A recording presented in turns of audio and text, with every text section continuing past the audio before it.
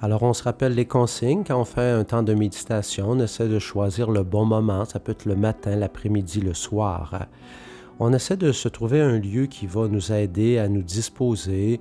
On s'arrange peut-être pour bien s'asseoir, pas avoir trop chaud, trop froid. On se donne au moins un bon 15-20 minutes de réflexion, de méditation. Alors peut-être que vous allez manquer de temps avec le temps que moi je vous alloue, mais vous pouvez rallonger les temps de méditation.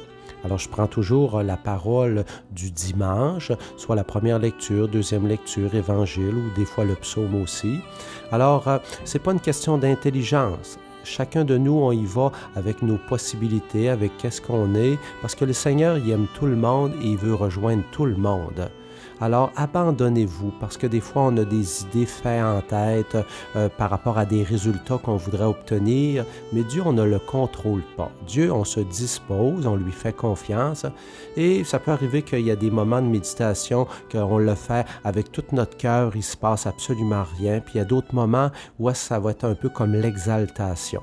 C'est jamais pareil d'une fois à l'autre, mais faites confiance au Seigneur. Alors, c'est un beau temps qu'on se donne, profitons de ce beau temps de méditation. Nous sommes aujourd'hui au dimanche de l'Ascension et je vais utiliser la deuxième lecture de Saint Paul apôtre aux Éphésiens. Alors encore une fois, on essaie de comprendre le texte dans un premier temps, leur manière de vivre et je peux essayer de m'imaginer toutes ces situations. Alors je n'essaie pas de me laisser rejoindre tout de suite par un élément, mais je prends l'ensemble du texte et j'essaie de mieux le comprendre. Que le Seigneur notre Dieu, Jésus le Christ, le Père dans sa gloire, vous donne un esprit de sagesse, qui vous le révèle et vous le fasse vraiment connaître, qu'il ouvre à sa lumière les yeux de votre cœur, pour que vous sachiez quelle espérance vous ouvre son appel, la gloire sans prix de l'héritage que vous partagez avec les fidèles, et quelle puissance incomparable il déploie pour nous, les croyants.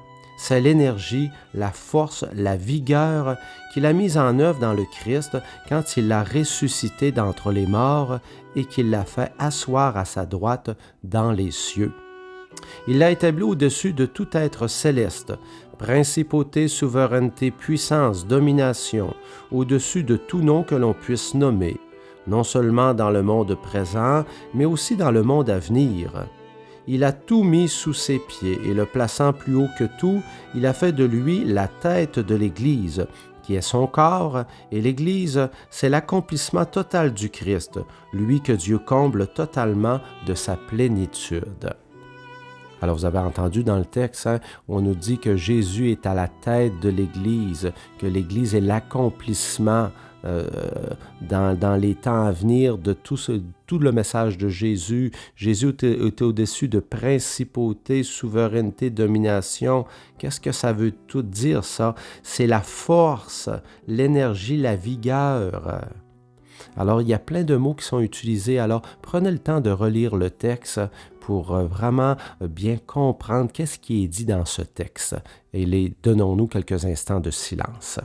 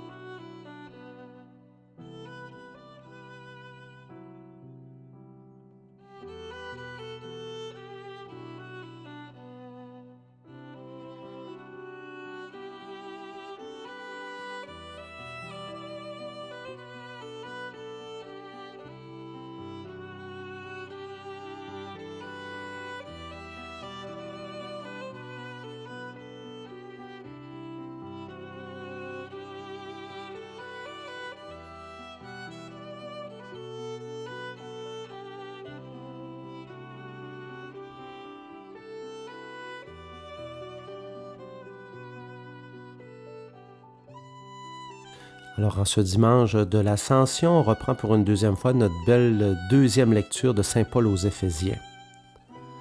Que le Dieu de notre Seigneur Jésus le Christ, le Père dans sa gloire, vous donne un esprit de sagesse, qui vous le révèle et vous le fasse vraiment connaître, qu'il ouvre à sa lumière les yeux de votre cœur, pour que vous sachiez quelle espérance vous ouvre son appel, la gloire sans prix de l'héritage que vous partagez avec les fidèles, et quelle puissance incomparable il déploie pour nous, les croyants. C'est l'énergie, la force, la vigueur qu'il a mise en œuvre dans le Christ quand il l'a ressuscité d'entre les morts et qu'il l'a fait asseoir à sa droite dans les cieux. Il l'a établi au-dessus de tout être céleste, principauté, souveraineté, puissance, domination, au-dessus de tout nom que l'on puisse nommer, non seulement dans le monde présent, mais aussi dans le monde à venir. Il a tout mis sous ses pieds, et le plaçant plus haut que tout, il a fait de lui la tête de l'Église, qui est son corps, et l'Église c'est l'accomplissement total du Christ, lui que Dieu comble totalement de sa plénitude. Alors poursuivons notre réflexion, notre méditation à travers cette deuxième lecture.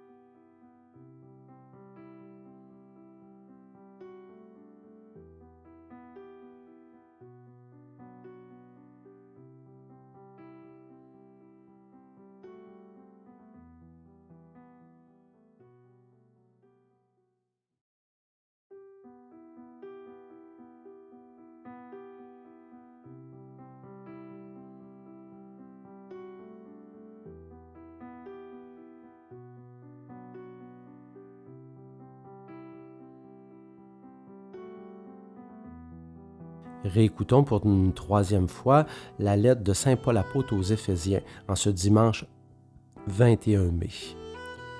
Que le Dieu notre Seigneur Jésus le Christ, le Père dans sa gloire, vous donne un esprit de sagesse qui vous le révèle et vous le fasse vraiment connaître.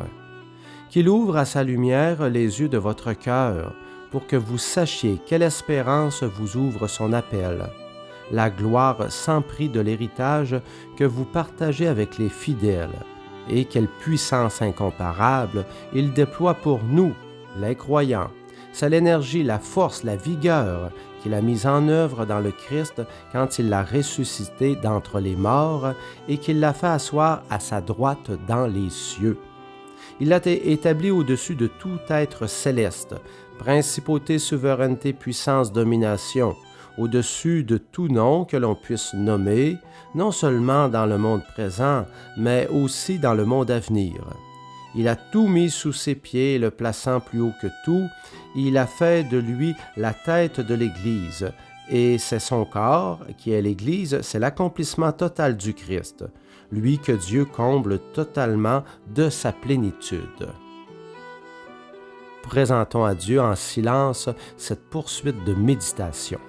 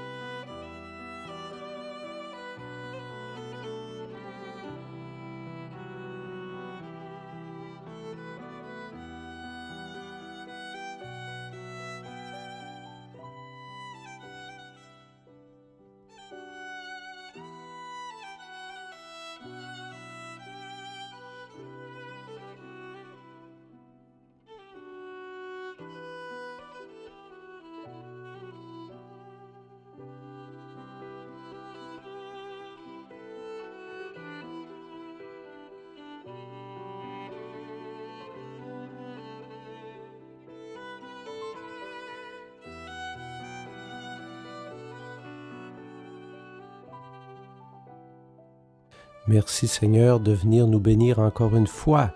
Au nom du Père, du Fils et du Saint-Esprit. Amen. Très belle journée.